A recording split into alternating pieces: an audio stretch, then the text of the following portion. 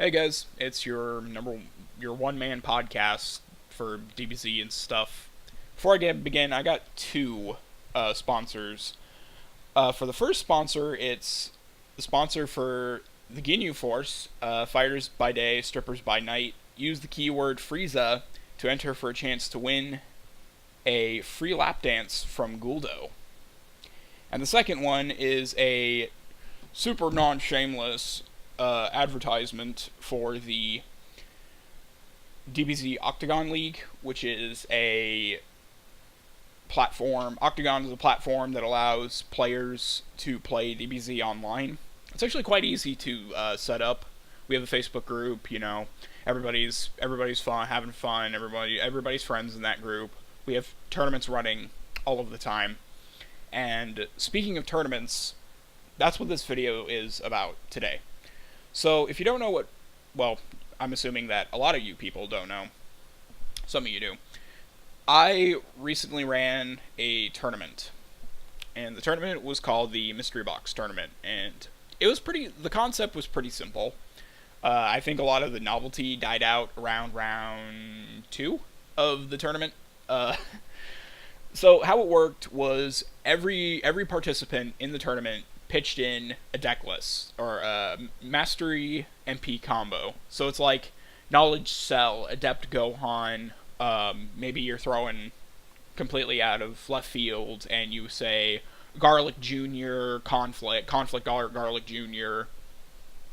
One of the memes of this tournament is Combative Hercule, which actually got farther than I think, and I think everybody here imagined, maybe with like a couple of exceptions. But in retrospect, and I'm kind of, just kind of looking back at it, in retrospect, I thought I thought it was fun. I felt that I could have done better as a coordinator for a lot of things. I guess I'll start from the absolute beginning. So, the DBZ Octagon League. No, I need to go farther. I need to go to the actual first beginning. I was born in a military base in Texas. No, I'm joking. I'm completely, absolutely joking. But we have this DBZ Octagon League, and then we have the World Martial Arts Tournament, which is this tournament that basically everybody picks one MP, one person per MP. So if someone picks Vegeta, no one else can use a Vegeta unless we're doing the extended rules, which is villain and hero are separate. But Vegeta, someone picks Vegeta, no one can pick Vegeta. Someone picks Goku, no one can pick Goku. Someone picks Tenshinhan, no one can pick Tenshinhan, and so on and so forth. I decided that I kind of wanted to do my own for a casual event, and it was called Mystery Box. And everybody pitched in. I kind of already explained this. Everybody pitches in, and then everyone gets a random MP mastery combo. I kind of did the illusion of choice by making it a like this big Jeopardy like this big shitty Jeopardy board, and no one could see what was behind the board. No one could pick what was behind. No one knew. So when they got it, it was a complete surprise, and that's actually wrapping up soon. But something that I found novel about this kind of about this tournament was, number one, the people genuinely seemed like they cared about this kind of tournament. It was very, very casual. Like, we actually have an Octagon point system in the league, the Facebook group. And I was like, oh yeah, I'll totally throw I'll throw out Mystery Box. It'll be like the super casual tournament. We won't get any points. It's just for fun, that sort of thing.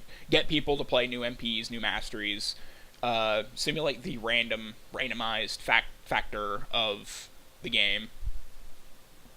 And it eventually became like, oh hey, this is going to be an official tournament with points. And I'm like, well, I didn't plan that, but alright. I guess the first thing I could say was that I should have been a little bit more hands-on with the tournament. I feel like there were a lot of times where it was just like this super long expanse of just absolute dead silence, and then everybody flipping the fuck out because where the fuck is mystery box? You know, Joey, where's mystery box? Mystery box, mystery box. You know, and I was like that too. Don't get me wrong, I was like that too. I think I was like 90% of the reason why the mystery box didn't finish as quickly as it should have, because I started this back in November, and it's almost the end of January, and it's just finishing up. I think it was Tough Enough played alongside of Mystery Box, and Tough Enough finished, which is, I'm not 100% sure what that is, so I'm not going to answer. I felt like I could have done a hell of a lot better just running the damn thing in actuality. Because if I really honestly take it in consideration, there were 100 different things I could have done better in that tournament. So I didn't really have a game plan established. So everybody pitches in a deck. We got to that point just fine. You know, I got all the signups. Everybody pitches in a deck, except for David Meckler. I'm watching you, dude. I'm watching you, dude. Don't pull this shit again. But everybody pitches in a deck list. Everyone gets one randomly, and then we just kind of play in a double elimination tournament. Well, that's all fine and dandy, but I didn't know, like, when it was like, okay, I didn't have like a set list, and I was just like, well, I'll have a set list, and I will tag random people because that's the nature of this tournament, is just sheer randomness. So I'm like, I tag like one guy, and then it's like cricket, cricket, cricket, cricket, and then like an hour passes, and it's like, well, I'll tag somebody else. And at that point, I was just like, all right, first come, first serve, you know. And everyone's like, some people are like, oh, what the fuck, dude? You know, I thought we were gonna have a list. And it's like, well, honestly, if we're going off honesty here, I guess you could say it's kind of like excusable, because it's like, well, no one really knows like what deck they can get. No one knows what deck they will get.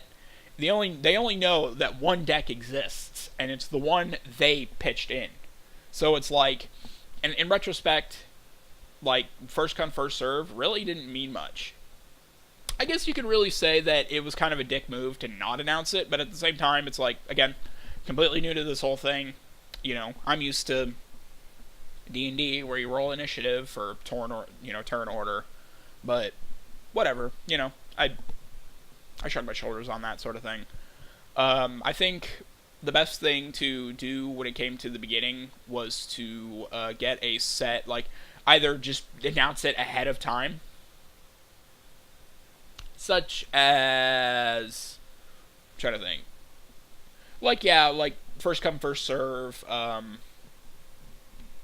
you know, just tagging random dudes. I feel like the first thing that needs to be said about Mystery Box is that Mystery Box shouldn't have a set way of doing things. Like, there's no wrong answer for Mystery Box, because it kind of leaves the page, it kind of leaves the page open. But moreover, I feel like the biggest problem with the whole first come first serve is that it wasn't really announced ahead of time. That's like, I feel like that's the only retrospect. How I delivered it, I don't think there really was a better way if I wasn't streaming. So, short answer on that. So, streaming services are pretty easy to do.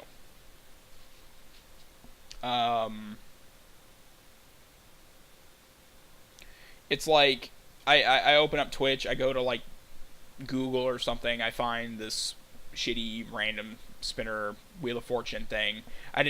Last time I did a shitty Jeopardy thing. But everybody, it was like, I feel like I could have done it a little bit better, but I guess there's no real wrong answer in that statement. So, moving on from that, let's talk the actual tournament and midway through the tournament. So, challenge, whatever. It's a very, very confusing program.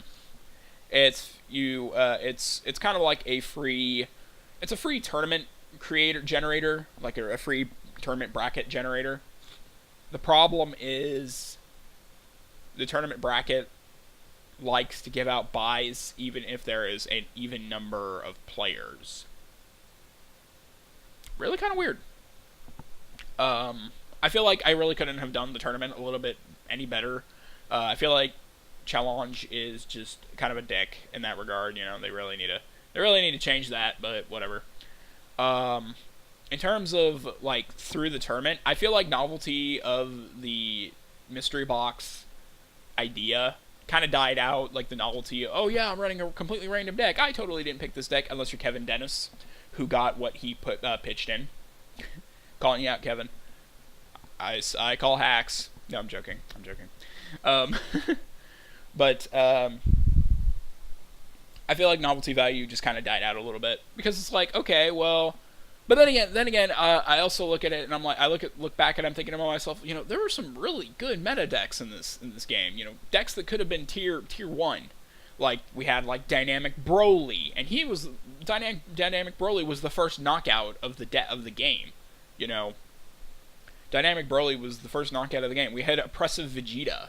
It's like, holy cow, you know, it's like we have these new and, you know, we have these super hardcore meta decks that could have done well, but ultimately didn't because just due to the nature of the tournament, I guess, you know, just due how the characters ran him. So it's like, and then like Combative Hercule, Joshua Gregory is over here throwing in Combative Hercule, and it's like, oh well, you know, you look at it and you're like, that'll never work. That'll lose round 2. You'll get a double limb knockout, no problem. But it's like, you actually did a lot better than anticipated. It's actually quite funny. That is probably my favorite moment in this deck, is the fact that Combative Hercule just got so far. I feel like there are a lot of really good ideas in terms of decks. Combative Cooler is probably one of those decks that I probably never thought I'd ever see. Mostly because I don't really think about combative as mastery being a hardcore adaptive and adept fan. So, but you know, it's there. It is what it is. I think novelty died out a little quickly. I think there were still some really cool moments. It was really cool to see Hercule go as far as it did. Now let's talk about. I guess I can go into how long it took. It took a lot longer than it needed to, and it took a lot longer than it should have. Ultimately, because I really didn't set a guideline as to how the rounds should go, I essentially said, you know, I'd essentially say, okay, they have 2 weeks in order to complete their task, because we're all busy here. You know, there are some people who are on Octagon, it seems like every hour. And then there are people who are on Octagon maybe like once a month.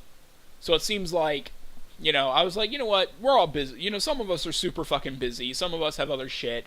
You know, Dragon Ball FighterZ just came out the other day. There are so many different video games just rolling around. It's like, not everybody's going to play. You know, play every day, play every night. We're not going to breeze through this tournament. So I gave them kind of a long amount of time. It wasn't until Kevin Dennis gets to the finals of the winner's bracket until I realized, holy shit, I really need to pick it up. And this was during Christmas, so it was kind of a weird moment. It was kind of a weird time frame, you know. Everybody doesn't want to think about, like, not everybody wants to think about playing playing games in fucking during Christmas. I know I didn't. Like, I wanted to hang out with my family. I didn't want to go to work. I didn't want to do anything. I didn't want to spend time away from my family. So, but I feel like if Christmas weren't there, like it were happened during, like, right now, I think I probably would have pressured them a little bit more.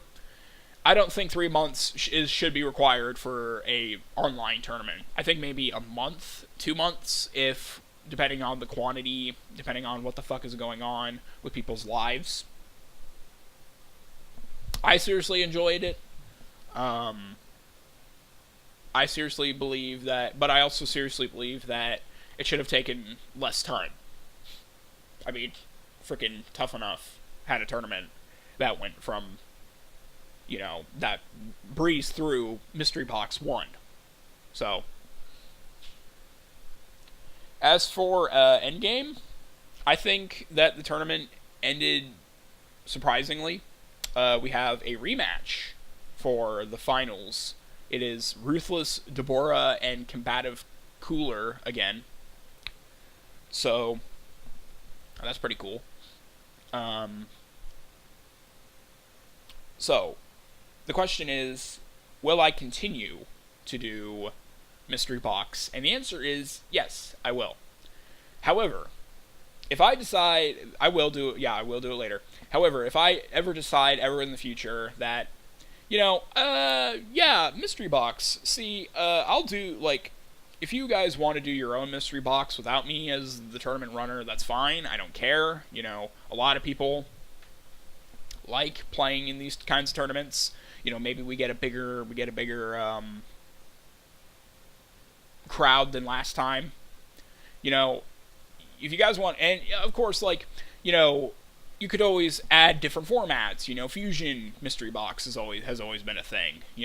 Maybe you guys do throw in a new concept maybe you guys throw in Tough Enough. Maybe you guys throw in bench warmer MPs where you can only throw in certain number of MPs that simply don't do anything, or don't do much, like Nappa, Raditz, Turles, Garlic Jr., Dr. Wheelo, etc. But I will continue to do these. I probably won't do them every, the second one ends, I begin another one all the time. I'll probably say, yeah, I'll take a break, or, you guys can start one without me, or, maybe I decide, hey, I'm going to participate. I don't want to play the tournament, so I'm going to participate. I don't want to run the tournament because I want to participate. I want to play, in a Mystery Box tournament. I don't know. Short answer, I thought it was quite fun. I thought it was fun. I probably would have had more fun if I were a part of it. And if I ever do decide to be a part of it, I'm going to be basically I'll be okay, everything is going to be last. I'm going to be in the bulk of the problem because I think it's kind of cheap. Well, I'm definitely going to pick what MP mastery combo in the illusion of choice matter last. So it's if one of you guys pitch in Protective Hercule and I don't know, I'm trying to think of a really shitty deck. Oppressive Turles or something like that. And it's I pick one and I get the Protective Hercule. So to me, it's fair, because I know everybody's selection. I set up the board, At that point, if I do that, I'd probably do, a randomizer. I'd, list it and then randomize it, but whatever. I don't know. I guess you could say, if anyone in the Octagon group ever wants to run their own mystery box, the thing I'm going to say outright is there's no wrong answer. But try to be on how to run it, but just try to be fair. Don't say, okay, blankety blank, because you won last tournament, you get to pick, you get to look at all of them and pick first. No. The spirit of the game, keep the spirit. Basically, there is no wrong way to run this tournament, but keep the spirit of the game alive. Everyone throws in an MP mastery combo. Everybody gets a random one. You can do the illusion of choice and throw it up on a big Jeopardy board like I did. You can do a Wheel of Fortune randomizer, spin the wheel. Okay, up next is blankety blank. Spin! Okay, you got Knowledge Cell. Namekian Knowledge Cell. And now it's blankety blank's turn, never do I guess you could say for this is for every fucking tournament, not just mystery box, but keeping the spirit of the game alive. Like keep unnecessary details to a minimum. But at this point I'm just dredging on, so I think I'll end it. And to all of the mystery box players who want mystery box 2 to get going, I'm taking signups. I'll probably, if you don't, even if you don't watch this video, I'll probably make a post on the Octagon group anyway. So, and with all that out of the way, this has been the Tournament Runners Retrospect. This is one cup of Joey, and I'm done. See you later.